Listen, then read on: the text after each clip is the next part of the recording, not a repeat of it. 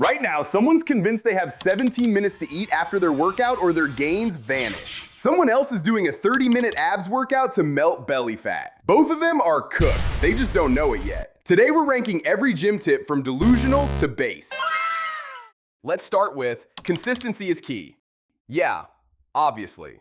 Look, you can spend 6 months optimizing your bicep curl angle, or you can just show up 3 times a week for 2 years and end up bigger than 99% of the internet's protein shake-stained keyboard warriors. The most boring piece of advice on this list is also the most correct. Straight to based, moving on.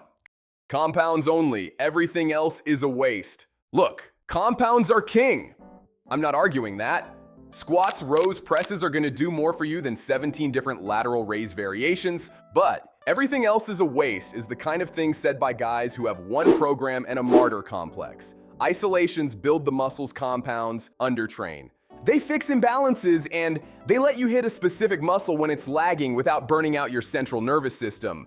The compound supremacist take is half right, which is exactly what mid is for. Here's a spicy one. Free weights are better than machines. The whole free weights are functional, machines are for cowards thing is gym mythology written by guys who watch too much pumping iron. Machines isolate better. They let you push to failure without getting pinned by a barbell. And on some movements, looking at you lat pull down, the strength curve actually fits the muscle better than the free weight version. The best lifters in the world use machines. They use them because machines work. Stop treating them like a personal failure. This one's pure cope. Let's talk about abs are made in the kitchen. Close to the top of the list, but there's a footnote. Yes, if you have body fat covering them, no amount of crunches will reveal them. That part is true. But the saying gets weaponized by people who skip ab work entirely and then wonder why their midsection looks flat once they finally cut. You need both. A calorie deficit so you can actually see them, and at least some training so there's actually something to see. Mostly true, but not the whole truth. Solid. Here's a big one. 1 gram of protein per pound of body weight. Every fitness influencer has told you this. It's printed on the side of every protein tub. It's the most repeated number in fitness, and it's fine. It works. You will absolutely build muscle hitting 1 gram per pound. But the actual research puts optimal closer to 0.7 to 0.8 grams. The 1 gram number isn't correct. It's safely overshooting, so you definitely have enough, which is fine. Less fine when people act like the difference between 90 and 100 grams will erase their physique. Works as a rule of thumb, not gospel. Solid. On to a foundational one. Calories in versus calories out is all that matters. Close to the top, but the word all is doing too much work. Energy balance is real. Thermodynamics doesn't care about your feelings. If you're in a deficit, you lose weight. If you're in a surplus, you gain. Anyone telling you otherwise is selling you something, usually a supplement. But all that matters undersells the part where food quality determines whether you can actually stay in that deficit without losing your mind. An 800-calorie day of donuts and an 800-calorie day of protein, vegetables, and complex carbs are equivalent on the scale. They are not equivalent in your hunger by hour 3. Core truth, based. Use of the word all pulls it down to solid. Moving on, you grow when you rest, not when you train. Training is the stimulus, recovery is the adaptation. Without rest, you're not training, you're just slowly destroying yourself in public. The people who train 7 days a week and never grow are not undertrained, they are under-recovered. Sleep, eat, take rest days, that's where the magic happens. Based. Then we've got avoid carbs. Carbs are not the enemy. Carbs are food. Your brain runs on glucose. Your training performance runs on glucose. Strip carbs out of your diet and you'll feel like absolute garbage in the gym. And for what? So you can lose 3 pounds of water weight and call it fat loss?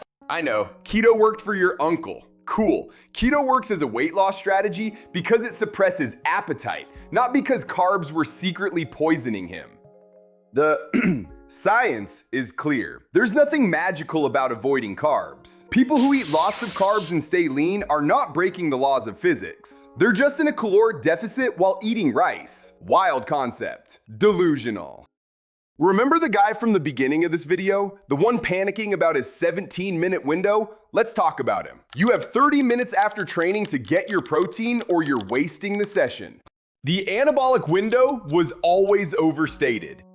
The current research puts the actual window at several hours, possibly the entire day, depending on when you last ate. As long as you hit your total protein for the day, the timing of any specific meal matters way less than people think. If you ate, say, a couple of hours before your workout, you're already covered for hours after. The guy sprinting home from the gym to slam a shake before his muscles shut down, he's fine. He was always going to be fine. The window is bigger than the room he's panicking in. Cope.